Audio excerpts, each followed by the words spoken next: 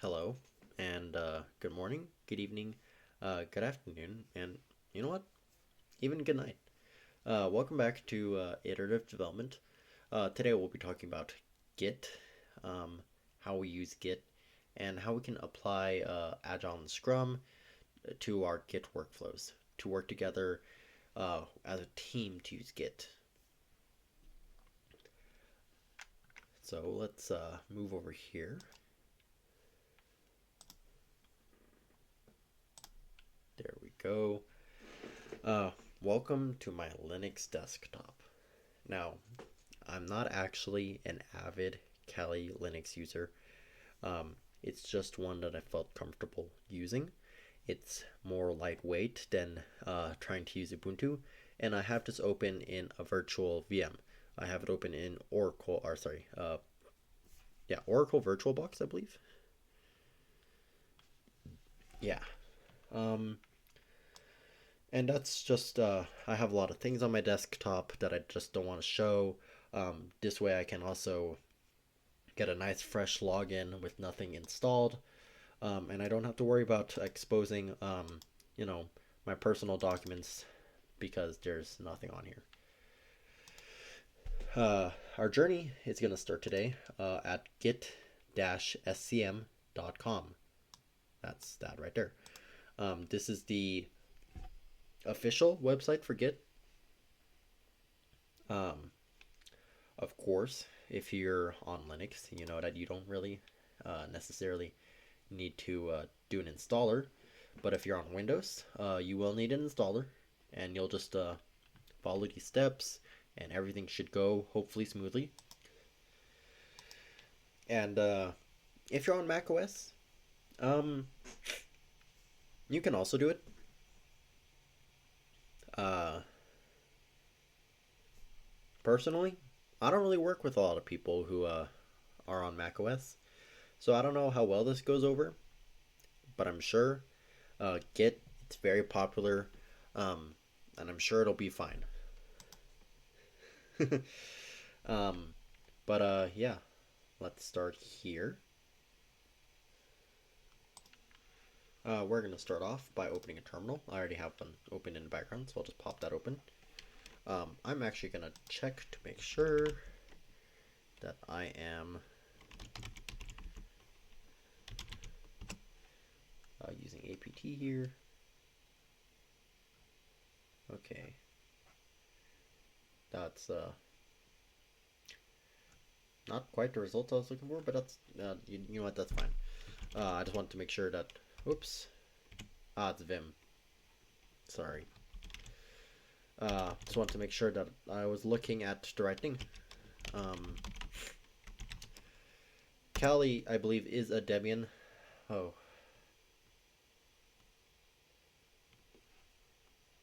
Permission denied.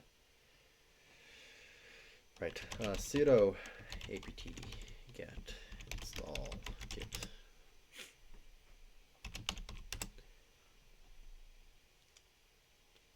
There you go.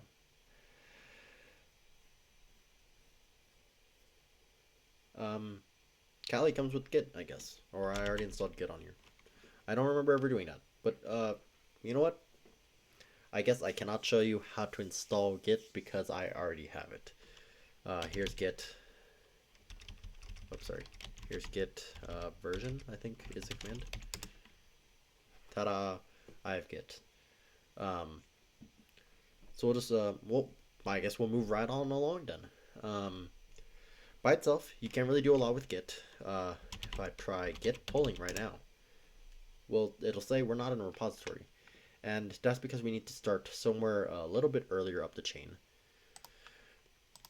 We need to start by signing into GitLab.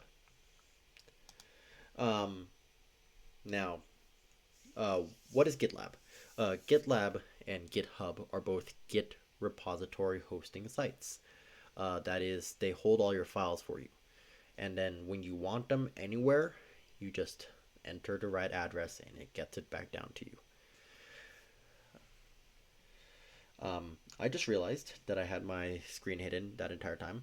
I was going to show you that you can just host locally your own repositories. It's very possible, very plausible. If you're just working by yourself, Git is great version control, and you can just I'll do it again. Make a directory, go into the directory, and then you just make it a repo, and now it's a repository. Excuse me. And now if you open the folder, uh, you'll need to view hidden files to see this, but there will be a .git folder. On Windows, this option is in a slightly different place. It's like preferences, advanced, view hidden files. But as you can see, it's here. This is a Git repo. Now we can do git, git commit, initial commit.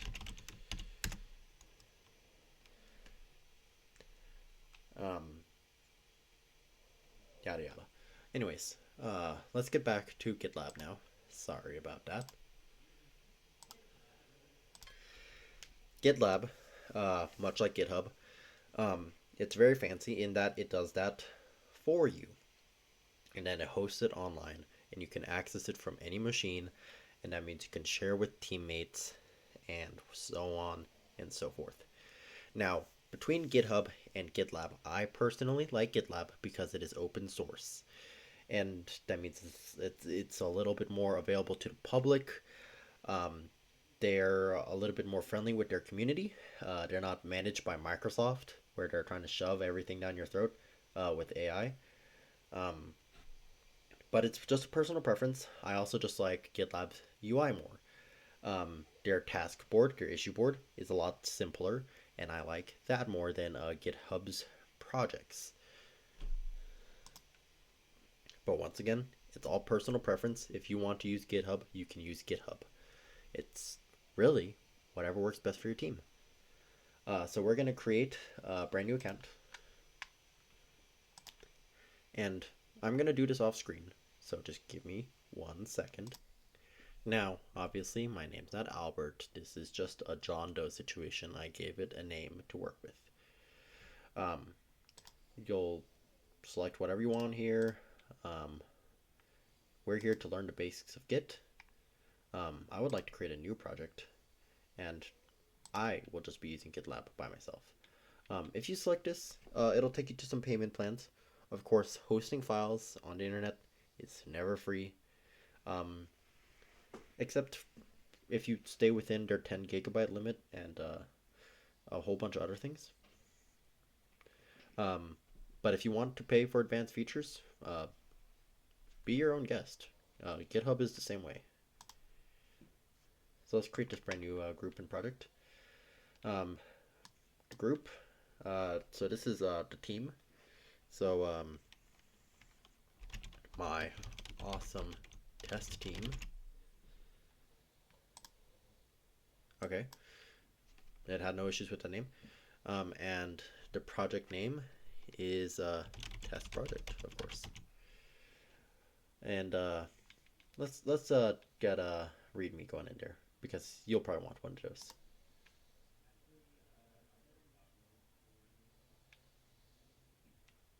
Right, I already know.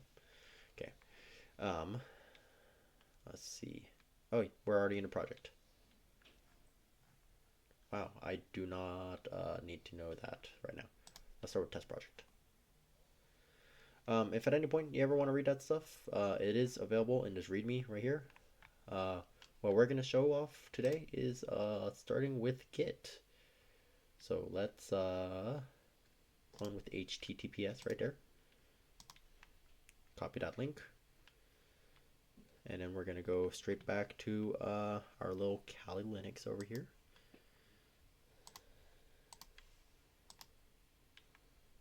Which is locked up. And we're going to go right here. And now there's a few basic commands you should know with Git. The first one to know, Can I get this to zoom up a little more? Nope. Okay, that's okay. The first thing you'll want to know is git clone. And you'll just paste in whatever link that you have. Paste clipboard. Let me try it one more time.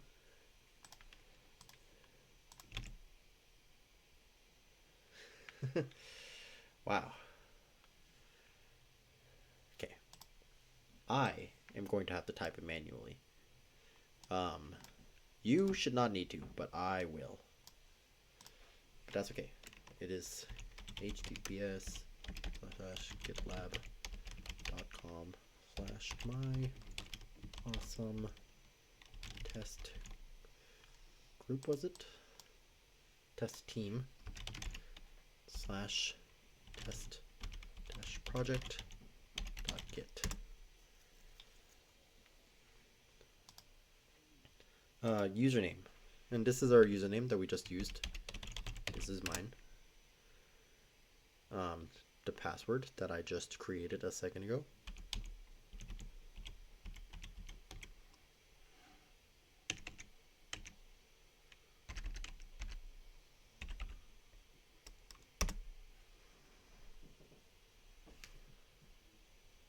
There you go.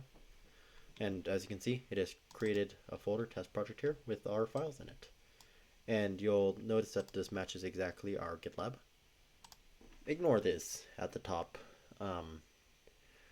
Apparently my super secure password, it's not a very secure password, it has been compromised in a data breach. I'm not worried about it at all. Because this is just a test account. I don't do anything important with this account.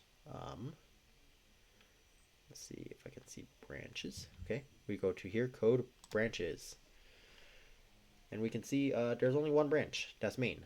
That's our main branch. Branches allow people to work on different parts of the repository at the same time. And I'll show what that means in a second. For now, now we'll head back to Kali again. And we're going to make our first change. And our first change here, we're just going to make a file, right? We are going to create a document, an empty file, and name it test.txt.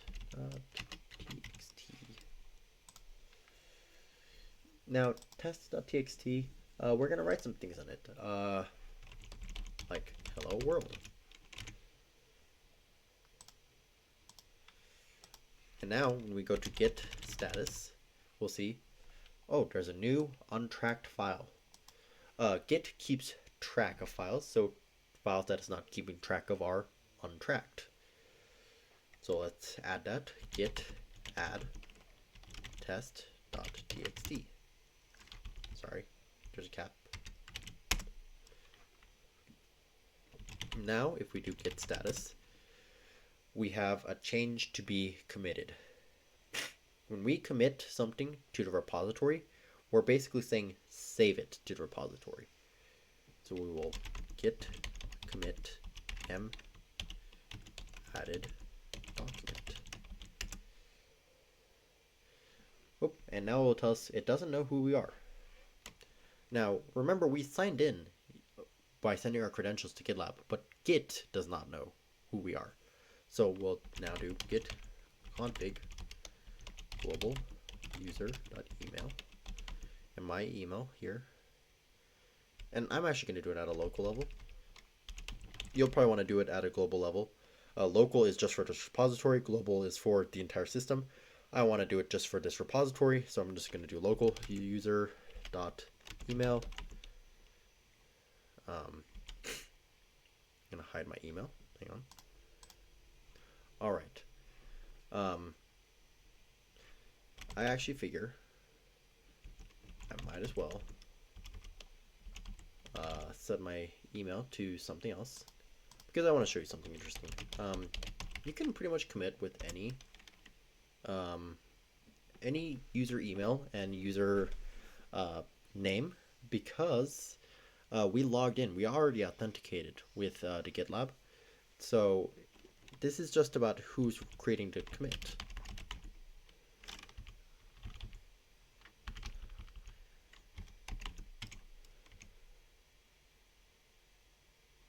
Okay, well, I thought Callie would fill that out for me. And we've created the commit. And if I do git show 1, we learn more about who created this commit. You know, what's inside. But currently, if we look on the repository side, huh.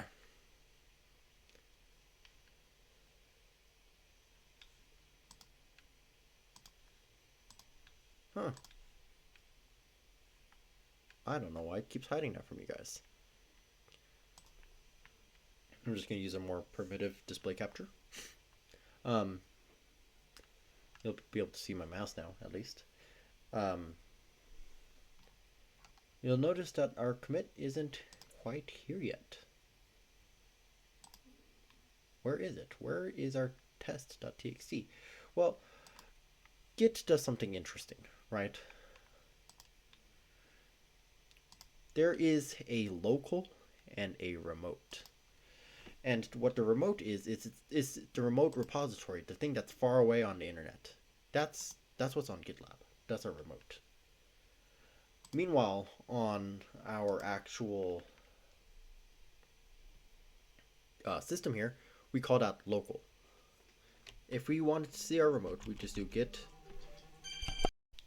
Sorry about that there. Got a phone call. If we want to see our remote, sorry, as I was saying, if we want to see our remote, we can do git remote b. And we can see our remote here. That's our repository. We can get a better visualization of this with git log one line graph all. And we'll see here our local main branch has the commit, but our origin does not. To push that to origin, we can do git push our username,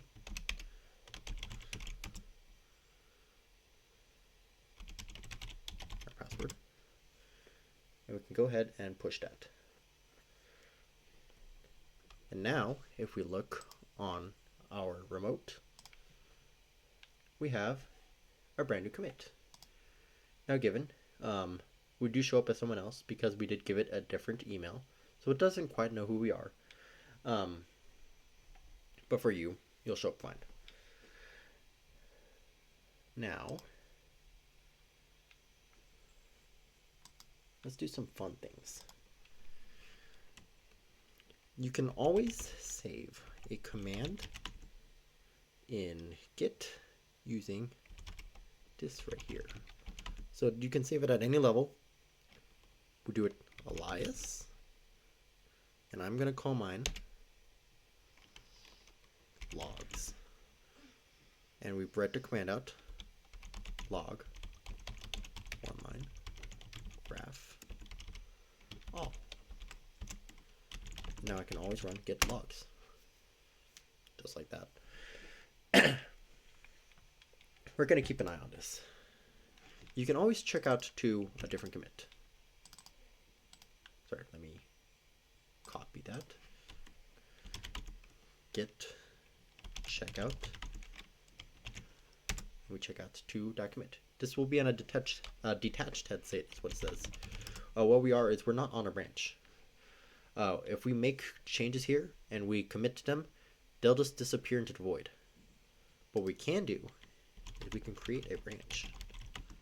So we do that with git checkout b in our branch name, or git switch c in our branch name. I'm going to use checkout -b because that's what I'm used to, but you can also use switch c, whatever you're used to. Switch is, I believe, a much newer way to switch, and checking out is an older way. I'm an old fart. I'm not, but I'm 21. But if I was an old fart, I'd say that that's what I'm used to. I'm just stubborn, you know. I'm gonna call this test branch. Now, if we, once again, there's no text file here. If we create a document, I'm going to call this test2.txt. And then we go ahead and we write in it whatever. And we git status. We git add it. Git commit added document 2. If we try to push it, we come across something interesting. We need to set up the branch. See, that branch only exists on our local, and you can have local branches and you can have remote branches.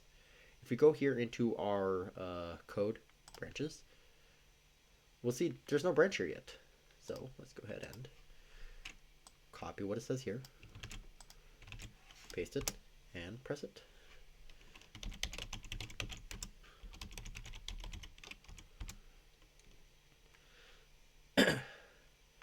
And there we go. It says we've created our branch now.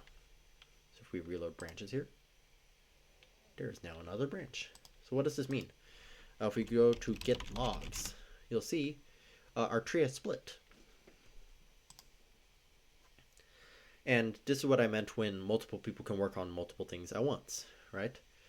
Now, if I wanted to continue working on test 2, I can continue working on it. But we're going to show you a merge.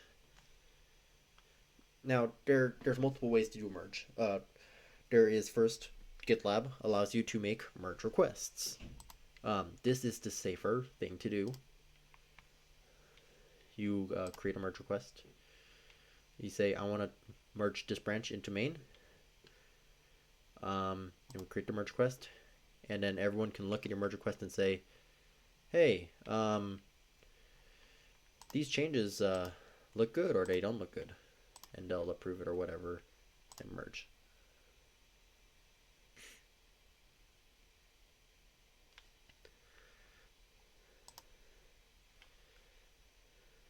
And as you can see, now we have both of them. Now what does that mean on this end? Well, if we git logs again, this hasn't applied here. What we need to do now is git pull.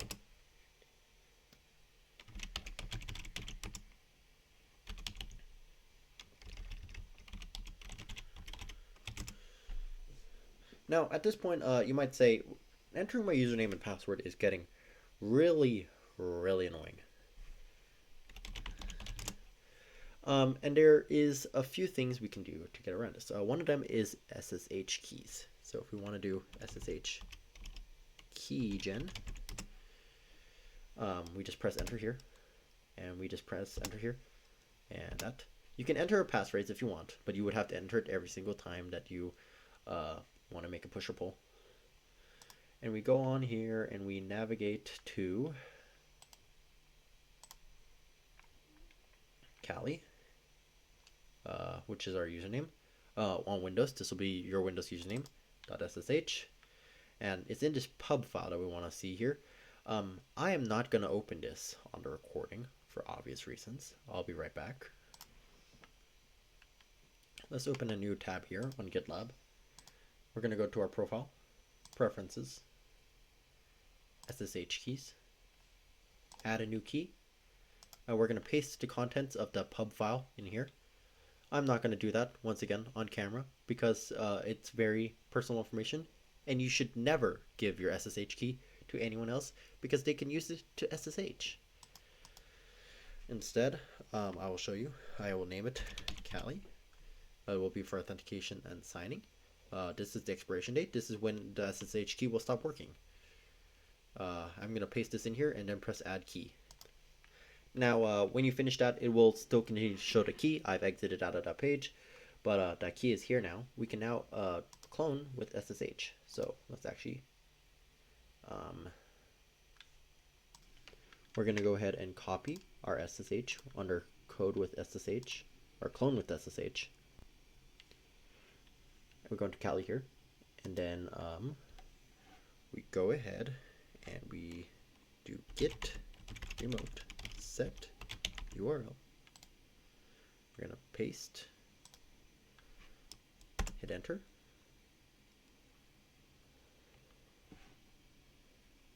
Oh, sorry.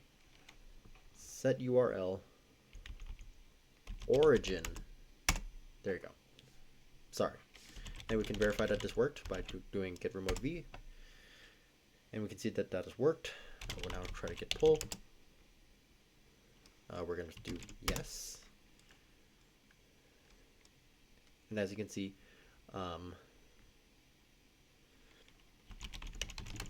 it's working just fine now. We're going to switch back to a main now. Our branch is actually gone now because we've merged it into main. You can pull that. Now we're going to teach you a key principle. You should always, when working with someone else on Git, pull before you push. If I did not pull just now and I had stayed at this commit right here and I'd continued to make commits, I would have to make another merge.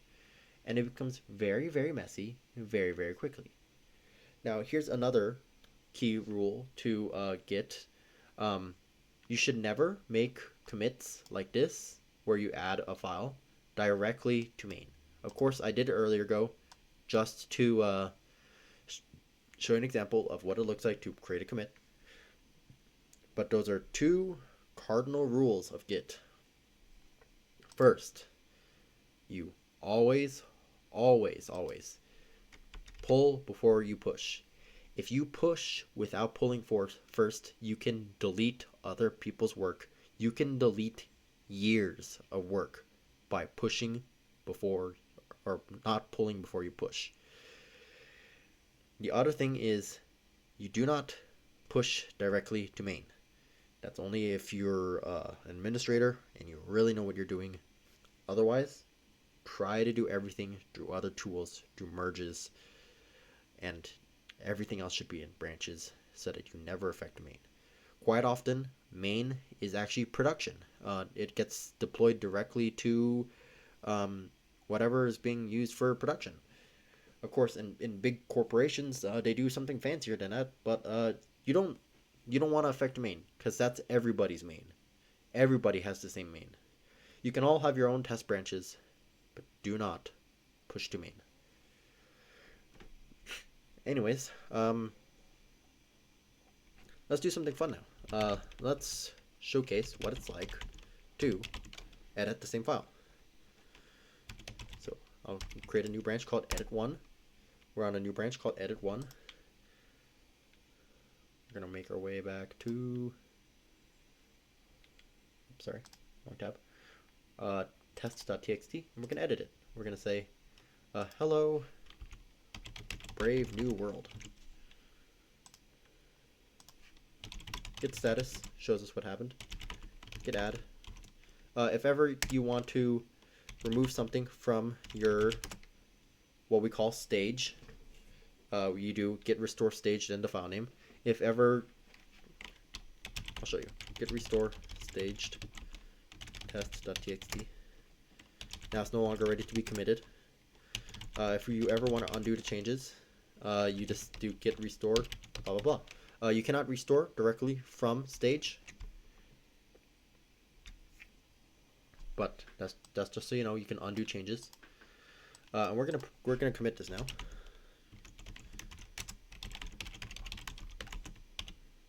Brave new world. We're gonna push that. Oh, and of course we need to set the upstream branch.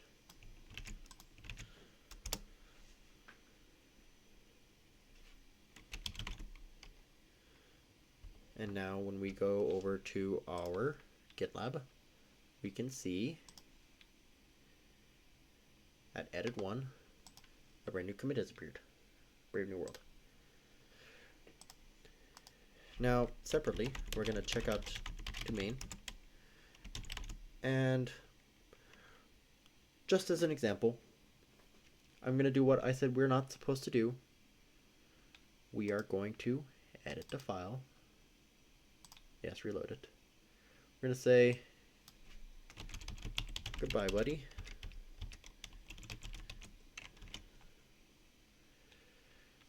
And this is going to create a conflict, right? Because we've both edited this file now. Git status. Add the changes. Commit. Bye, buddy.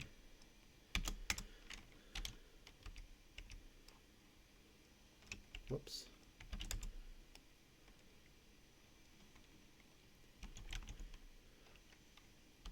Git push. I know, I just said we're not supposed to push from main, but this is just for a fun little example. Okay, we have now both made changes to our branches. If I went and I tried to make a merge request, new merge request, and I selected edit one as our source branch and compare branches, bnw to main, create the merge request, we run into a silly little issue here. Merge blocked. Merge conflicts must be resolved. So what happened? Well, we both made the same changes, right? So let's see.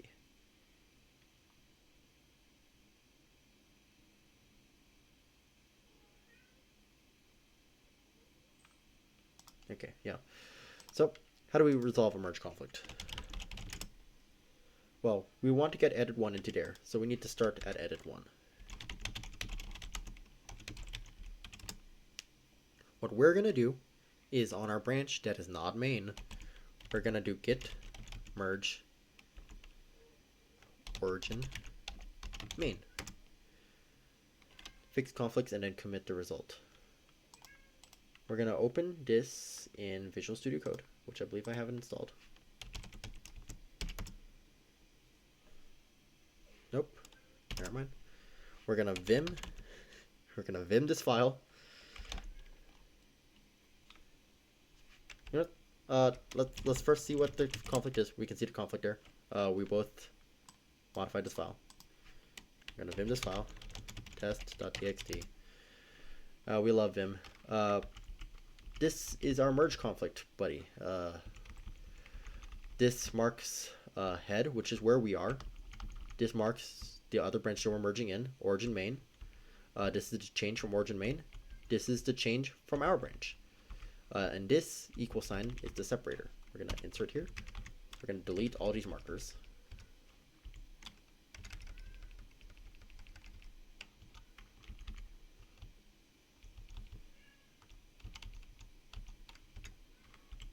And then we're going to resolve this conflict as we see fit.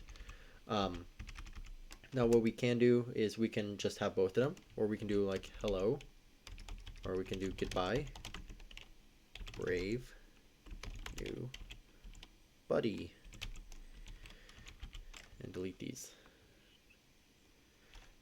Now obviously in bigger files this will be a lot less simple, but if you have something like Visual Studio Code, you'll get a nice GUI. It'll help you understand what's going on and how to merge them with very simple visual tools. I forgot to install Visual Studio Code for today's tutorial, so this is just what we have. Now you can see it still says it's unmerged, but we did fix the merge conflict, so all we have to do now is git commit. Committing is not possible. Oh, sorry. Git add. Sorry, always have to add, and then git commit.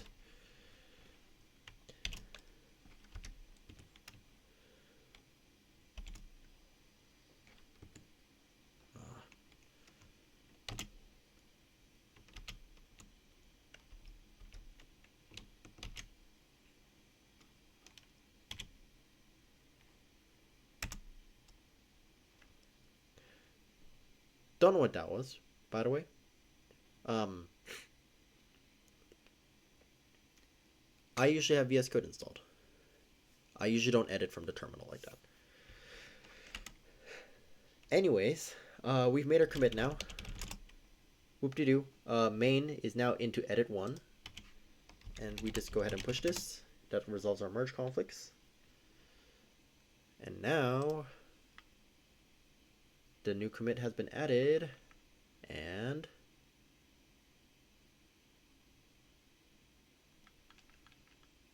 come on, reload the page maybe. Ready to merge, and we can merge.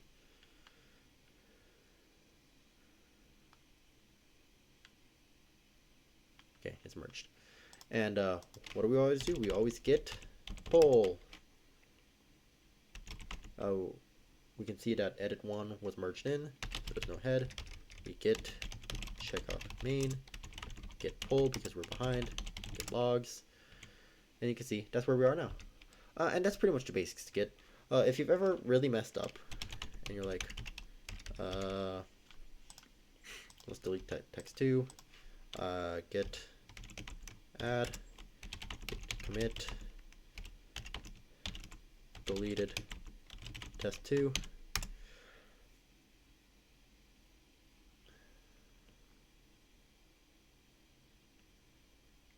What?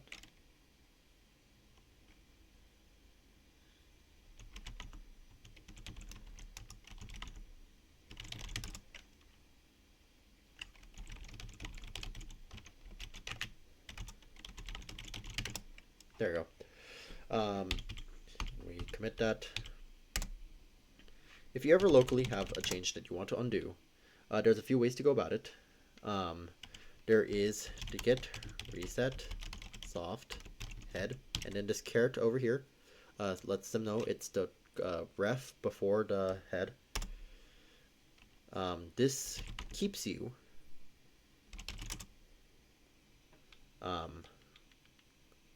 at the last commit, but you get to keep your changes. So that's good. You're still staged. So let's commit that again. If you ever want to just undo those entirely, instead of soft, you do a hard reset head. Git logs. And now you'll notice we also, if we do git status, it's just gone. Whoop-de-doo. If you ever want to check out to the previous commit, you just head, right? What else? What else is super useful in Git? You can always merge things with git merge. You can rebase things. I'm not going to talk about that. Try not to. Just don't. It's annoying, and it breaks a lot of things.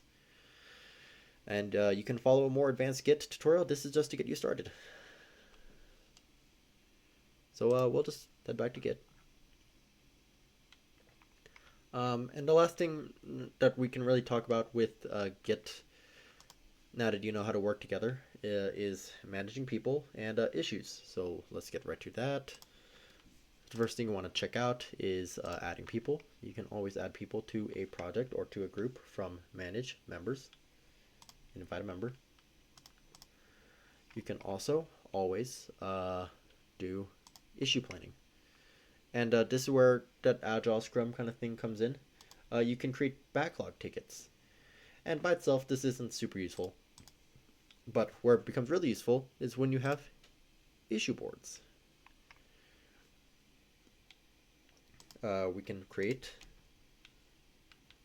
we need to actually create labels first. We're going to create a label for backlog.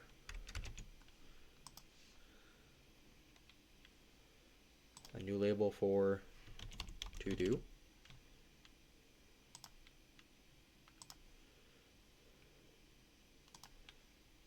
A new label for doing.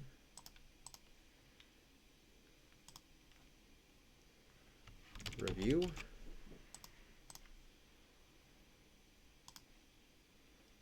And done.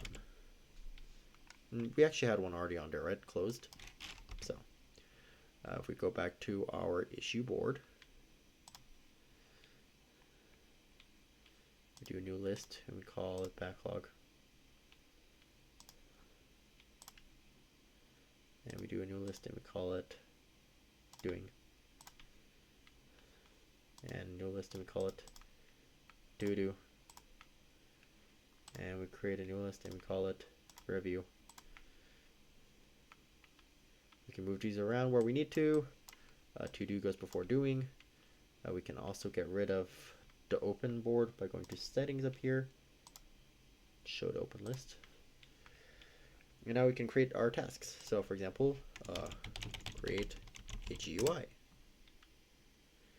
And we can edit our description as, and this is a format that is often used in Scrum, as a role. I want feature so that benefit. This is called a user story.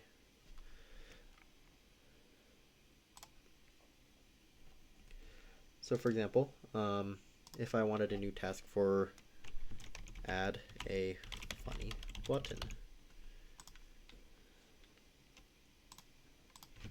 as a customer, I want a funny button so that I can do funny things with it. You can assign people here. People can pick them up. To do should be over here because it's our sprint backlog.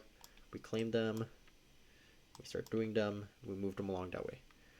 You can also always link a branch to one of these. So for example, we can link,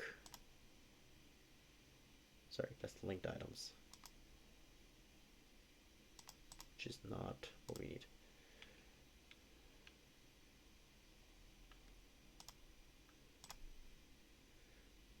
We can add a branch right there. And then when we go back to here and we hit pull, the branch appears. You can check out to it, of course.